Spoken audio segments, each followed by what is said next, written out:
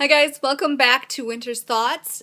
Today I'm going to do kind of a what I'm wearing on my face walkthrough. I was going to just do, literally do the whole, put makeup on and everything, but it took me like an hour. So I thought nobody's going to want to watch an hour-long video. So I'm just going to walk you through what I did, and that way it won't take as long and you'll still get to see basically what I am wearing and what's on my face and how I did it. So the first thing I did today, I woke up with extremely dry skin. It was my own fault. I put some stuff on my face last night that dried it out, and I didn't moisturize afterwards because I was too tired. So today I ended up putting this, can you see that? It's the Cetaphil Daily Moisture, and it has SPF 50 in it because I don't ever go out without anything, God, that's really bright, without anything less than SPF 50 on my face. And this is for all skin types, non-comedogenic, non-greasy, and fragrance-free. It's very sensitive. Even somebody who breaks out can use this. It's wonderful. And if I can use it, anybody can use it. Let's put it that way. So I really recommend this if you have sensitive skin and want sunscreen. So I'll try to get that. You can see it. There you go. So, since my skin was so irritated, I didn't want to irritate it more by putting a foundation on, so I ended up just going with my Missha BB cream. And this is the Missha Perfect Cover BB Cream in 23. I actually think I need to go up to 27 now that my skin's getting darker because of the summer. I don't know, I just darken. I don't even go in the sun and I just start to darken. So I'm not sure what that is. It's some kind of weird heat in me darkening. Probably just my face turning red from the heat. But I do think I need to go up one. But this is a wonderful BB cream. As a matter of fact, let me show you a little, I don't want to go too crazy with the swatch, but a little swatch of it. There we go. And you can see that this has just like super amazing coverage. And see how it kind of just blends in with my skin? Yeah, it just disappears. But it actually has really great coverage. So that is one of my favorite BB creams. Then I went in, since my skin was being, like I said, dried up and horrible, I went in with my Tarte Maracuja, probably saying that wrong, creaseless concealer because it is very moisturizing, and I did your typical under the eyes with my Sigma Concealer F70 brush. You can see that, and it's probably upside down, isn't it? Nope, it was right. So it's this brush, hopefully you can see that okay, and these are all used, so they're all going to be dirty, just so you know. I did not wash them before this. So this is the concealer, and I have it in fair so that I can brighten up my under eyes, even though you can still see I have dark circles because I slept terrible last night. But anyway, I put this on, and I put it on here around my nose, anywhere that was dark, because I would normally use something else for that area, but I was so dry I used this because it's very moisturizing. After that, and this may seem crazy, but just run with me on this, I put my lip liner on, and this is the Jordana lip liner in Tawny, and it is my favorite lip liner. So, also, which also probably is going to seem crazy, but just go with me on it, I put my, well, I kind of take this product, which is the, the Too Faced, and this is the Pink Leopard. It's kind of a, I'm trying to get that so you can see it and not, there you go. It's kind of a brightening bronzer, and I take this and I use this flat kind of, see how it's flat? And it is an e.l.f. brush, so it's real cheap. It's $3. And I don't know if you can buy this one separately. I think you can at like Target or online. They used to just have it in their set, but now I think it's separate. But I take the little, let me get, I'll cover the little mirror, but the leopard bronzer, and since it's a little bit bright and it also has like a pink cast to it, it's like a mix between a blush and a bronzer, I take this directly on but slightly below my cheekbones. I have very high cheekbones, and I take this right kind of on them, but like between where my blush, kind of between my highlighter and my bronzer, but not quite where my blush is going to go, but between, to kind of give a little more of a variegated appearance. So that is the next thing I do, and I know you're thinking, wait, you didn't powder your face yet, but trust me, I know what I'm doing. Got this. Then I take my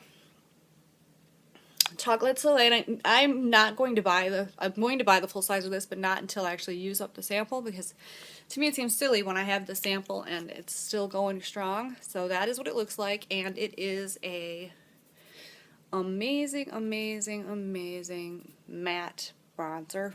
I love it. It's one of my favorites.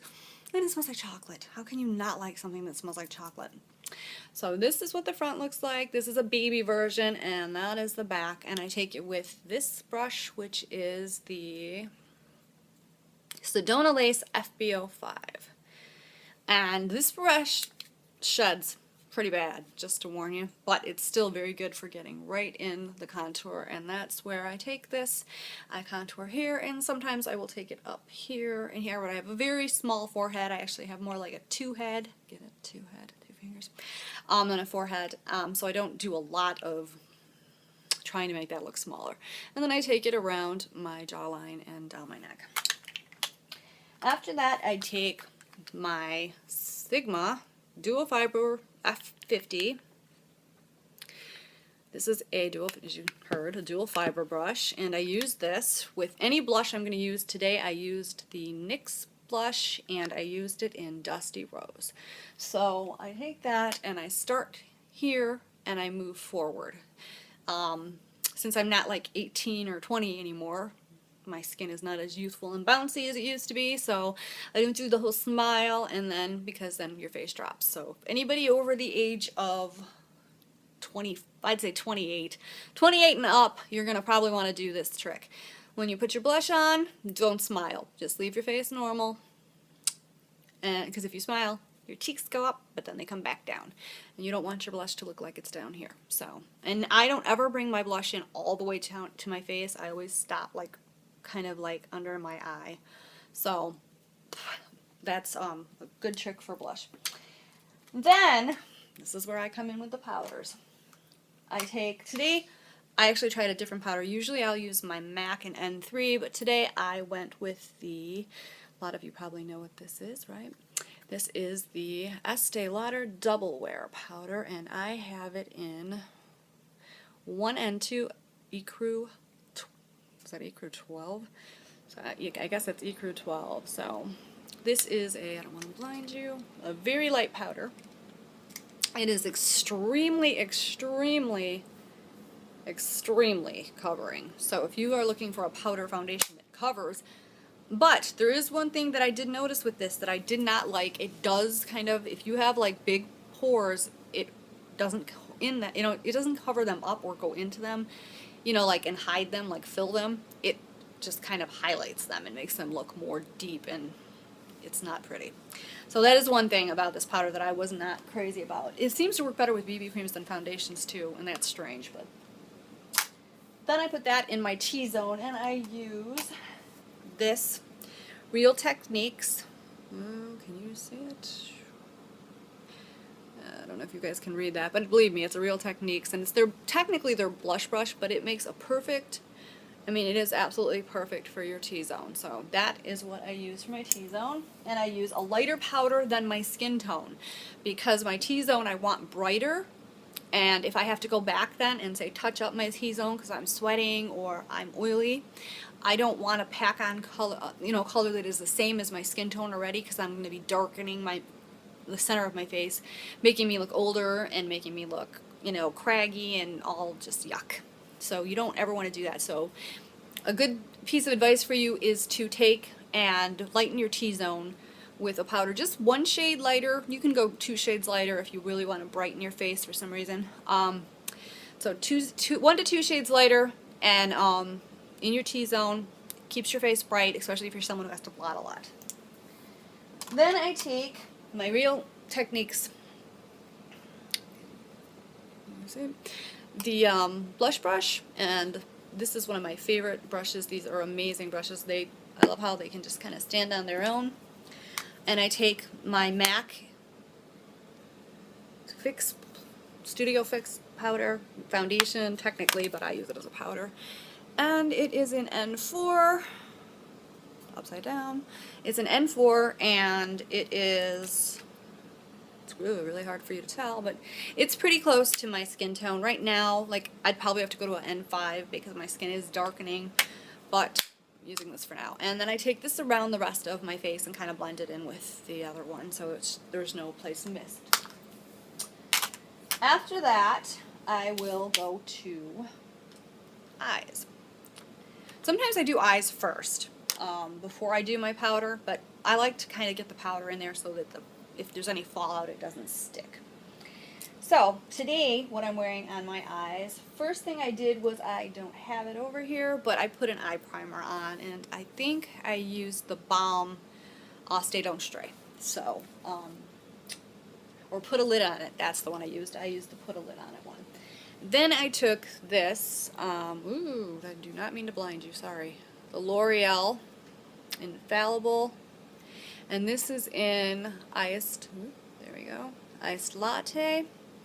And this, if you haven't seen this or used this, you're missing out because it is absolutely a stunning, stunning color.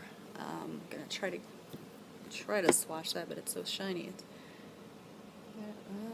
Oh, there we go. You see it a little bit there? It's just like a kind of, I would say a light creamy beige that's got sheen to it. It's a very pretty color, slightly on the yellow side.